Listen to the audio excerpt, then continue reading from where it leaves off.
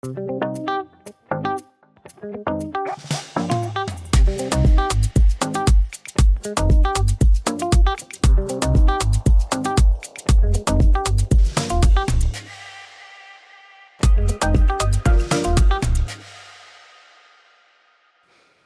3. Je crois qu'une situation de travail qui rend fou, c'est une situation de travail en fait qui se dégrade progressivement et qui se répète. Tu vois, c'est ce genre de situation où, par exemple, tu reçois un collaborateur, un salarié, il va remplacer un collaborateur qui est parti.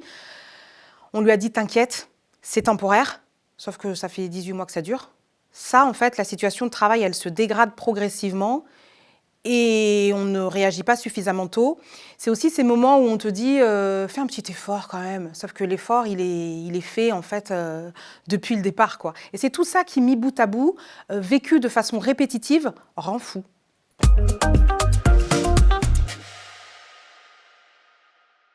Les deux font craquer, les grosses violences ou les petites choses. Je pense que par contre c'est la réaction qui va être différente.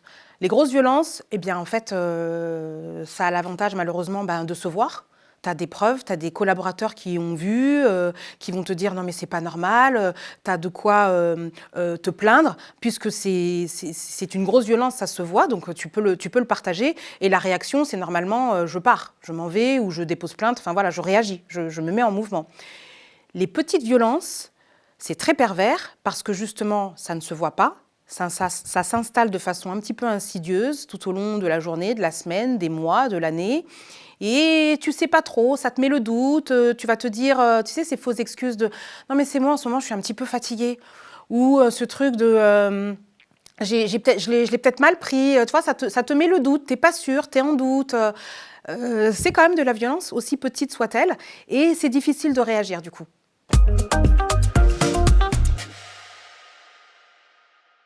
Je penserais à l'urgence permanente.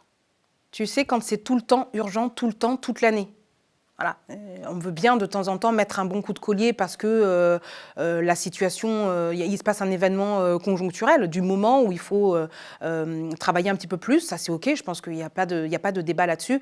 Par contre, quand c'est toute l'année, tout le temps que tu es dans l'urgence, change de métier. Peut-être qu'il faut être médecin quoi, ou être urgentiste pour le coup. Hein, tu vois.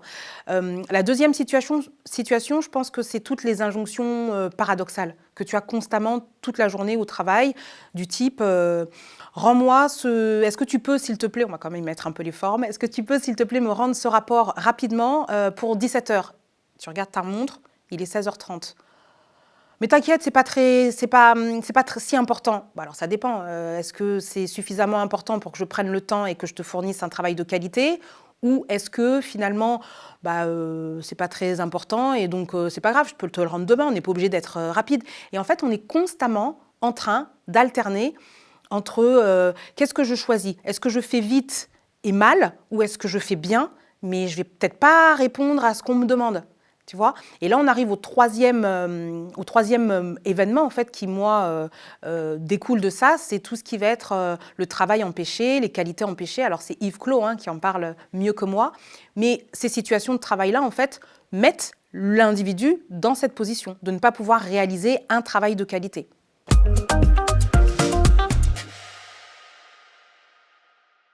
En fait, je me suis jamais dit ça. J'ai jamais considéré que j'étais un problème et j'ai jamais senti de la part de mon employeur que j'étais un problème. Bien au contraire. Moi, j'ai quitté la banque en fait parce qu'il est arrivé un moment où j'ai été attirée par un autre sujet qui est quand même lié au travail. De toute façon, j'étais constamment en relation avec des dirigeants d'entreprise. Alors sur le volet finance, sur le volet bancaire, mais j'avais aussi ces discussions avec eux sur ce qui se joue au travail. Et ça se traduit par des conversations de « j'arrive pas à recruter, ça fait 6 mois que je cherche un comptable, c'est incroyable, ils sont jamais contents ». Voilà, j'avais ce type de discussion-là un petit peu en off. Et en fait, je me suis dit, il y a un sujet sur lequel j'aimerais bien les accompagner, j'aimerais bien être à leur côté. C'est tous les sujets liés à la vie au travail, tous les sujets qui touchent en fait les ressources humaines un petit peu, parce que je trouve qu'ils sont pas suffisamment accompagnés. Et donc, j'ai eu envie de basculer. Et je tombe sur un employeur qui est formidable, qui t'offre en fait une année pour pouvoir réaliser ce projet entrepreneurial, renouvelable en plus si c'est possible. Je me suis dit, en fait, autant tenter cette aventure. Et donc, je pars, pas parce qu'il y a un problème, pas parce que je me sens être un problème, bien au contraire, la situation de travail dans laquelle je suis, elle est plutôt confortable, mais parce qu'il me manque peut-être ce petit truc de créativité, ce petit truc de j'ai envie d'inventer quelque chose, j'ai envie de créer, j'ai envie de transformer le travail, j'ai envie de partir d'un état A, de le transformer pour arriver à un état B, et c'est ça le travail finalement aussi. Et donc, voilà, j'ai sauté sans parachute.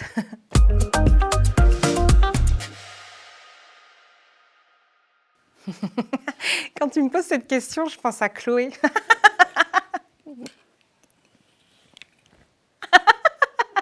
Bonjour à tous, je me présente, je suis Chloé de la Croix-Vie. Je suis diplômée d'un double master with en Wellness, Happiness, Engineering and Emotional Sustainability.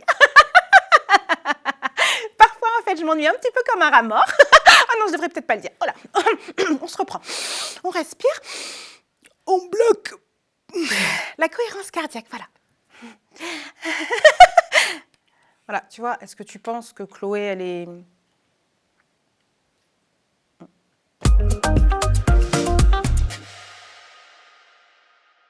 Collectivement, il faut se réunir. Il faut créer ce qu'on appelle des espaces de discussion sur le travail. Tu sais, souvent en entreprise, tu as des temps de réunion, tu as des temps pour les objectifs commerciaux et c'est OK, ça fait partie du job aussi. Tu as des temps de convivialité, mais rares sont les moments où on peut se réunir pour parler du travail. Et parler du travail, en fait, c'est réunir les hommes et les femmes qui font ce travail-là pour pouvoir décrire, expliquer des situations de travail concrètes. Et en plus, ce qui est fantastique, c'est que quand tu poses la question à ceux qui sont concernés par l'activité, ils sont en capacité de te dire où sont les ennuis et en plus de proposer des solutions. Donc quand on sent qu'une situation de travail commence à nous rendre dingue, la première étape, effectivement, c'est de se réunir pour en parler. Alors, un espace de discussion, ça s'anime, soit avec une personne qui est en capacité de le faire, soit avec une personne extérieure, pour justement poser le sujet de façon encadrée et puis donner la parole à tout le monde pour en discuter. Et quand tu donnes la parole à tout le monde pour discuter de ces sujets-là, tu te rends compte d'une part des écarts d'état d'esprit, parce qu'on ne va pas avoir tous la même interprétation de l'événement qui s'est passé. Et de discuter de cet écart-là va permettre de réajuster, de temporiser et de rendre visible ce qui emmène à des contradictions. C'est l'ANACT d'ailleurs. Tous les ans, l'ANACT, l'Agence nationale pour l'amélioration des conditions de travail, anime la semaine pour la qualité de vie au travail.